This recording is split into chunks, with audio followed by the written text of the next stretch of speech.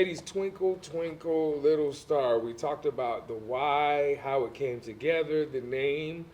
But I'm curious, content is king, and your show is all about pop culture and wellness. Figuring out the minds of some of the topics that mean the most to your generation and your population. What do you hope that listeners and those that watch the show, what do you want them to get out of it? I hope mainly like new insight Mm. and questions they can think about. Because some of the questions in our show, I mean, I feel like it would get them thinking. Well, look at y'all thinking. But I hope y'all get new insight and have something to think about before you go to sleep.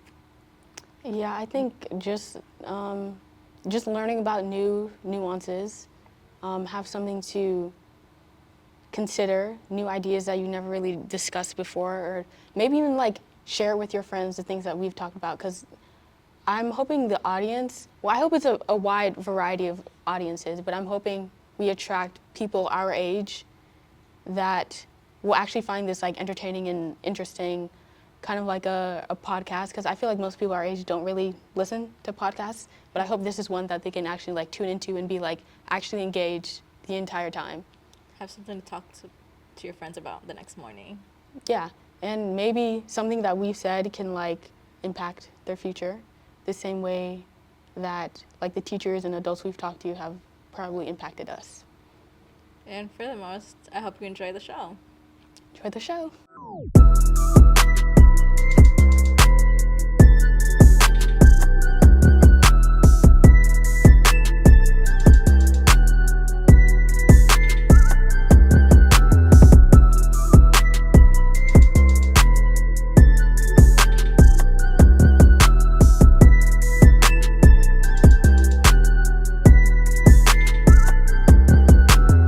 Talk to me more about your thoughts on that.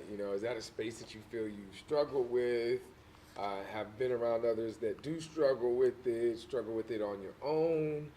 Talk to me more about that space. I Not necessarily me personally, because I don't to be an imposter. I feel like I have to be doing like extremely well, and not be deserving. I feel like if anything, I'm deserving of more.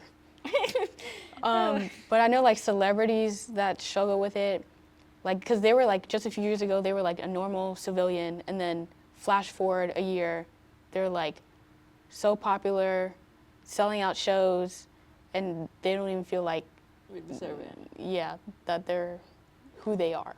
Yeah, I didn't come into like I didn't really put like a label into that until I was talking to a friend one time and they were telling me that when they applied to this one school, they had mentioned that they had gone through like a lot of imposter syndrome because they never felt like what they had they deserved it because they're very like good when it comes to academic wise, like mathematic. He was taking AP Calc his sophomore year, and it was like, and so he was telling me about it, and that's when I learned about the term, because I knew like people with that, because I had that. It wasn't never to a grave extent, but there were moments in my life I was like, maybe I don't deserve this, or like when it comes to like grades wise, because there are times like, no, like I'm not throwing any shade to anybody, but like they would be people who would tell me like they would consider me that I was just like there's two different smart. There's like the smart where you actually have to work, Try. and then the like the It comes gift. naturally. And so a lot of people implied that I was just like gifted with it and all that. But there are times, I was like, no, I stay like up to one out here studying for a test. It's never, I always have to work to get that grade.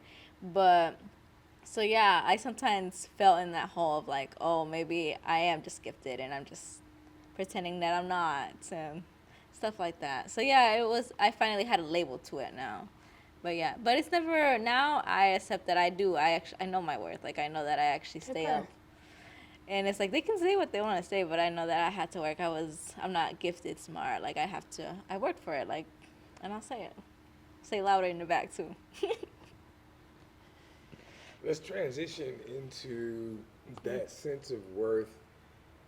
How do you add value to, how do you pour into that cup from a mental health space? Like, we all deal with different devils on different levels. We all got things that make us uncomfortable, sometimes make us even discouraged, worried, concerned, scared, fearful.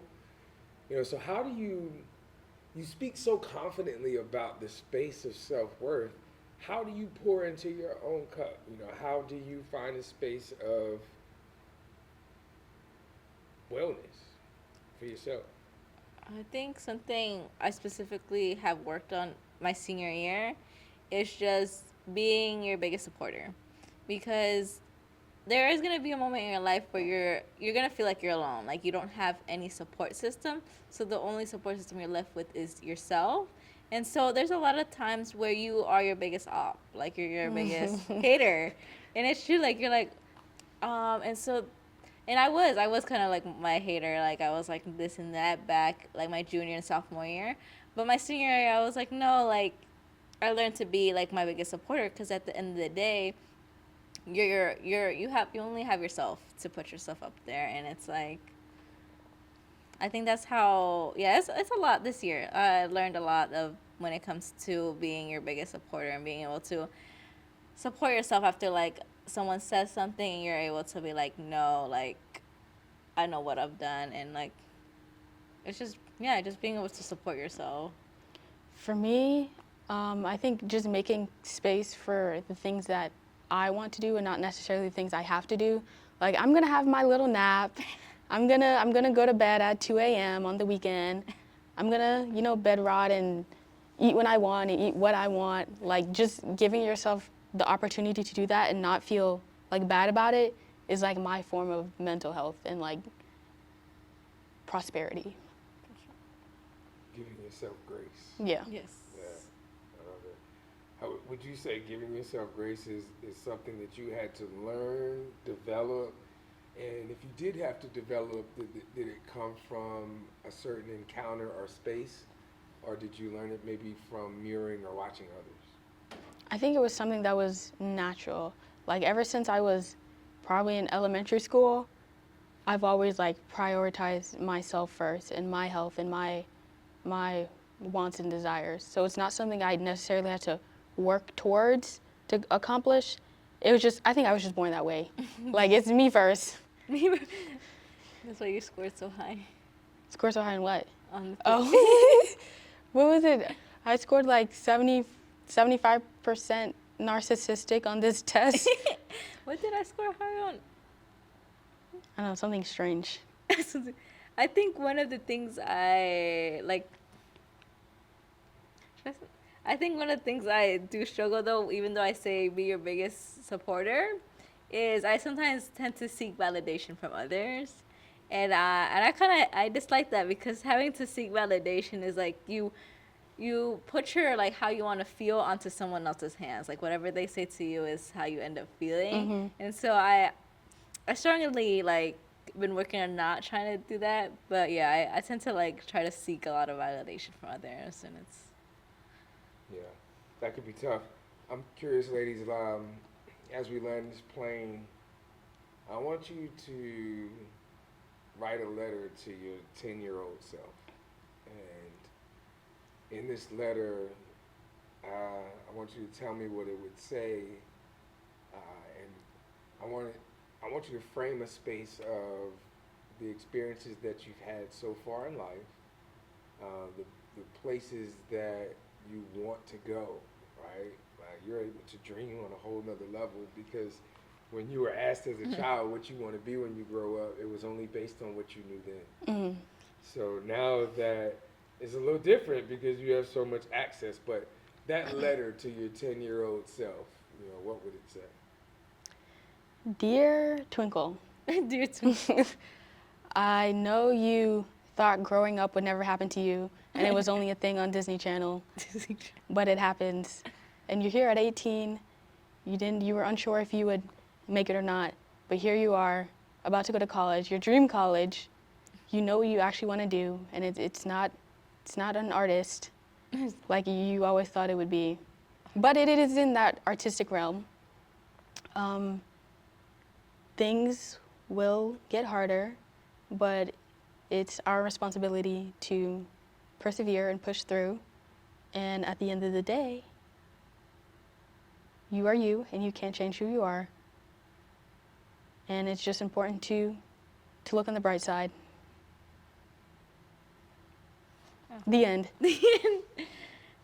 Thank you. Best regard. Sincerely yours. Sincerely you. Future you. Okay, your turn. Okay, probably, I'm trying to, well, my nickname is Titi, so I would probably be like, Dear Titi. I think, hold on, I gotta think. What do I say? I think, Dear Titi, it's, you said 10-year-old self, right? I'm trying to think about where I was at 10 years old. Like, where I was in the moment. That's when we were still in elementary school, right? Like 4th grade. Yeah, that happened 5th grade. Never mind. So I would say there was a lot of starting over, especially when it came to transferring to different schools. There was, but you're gonna.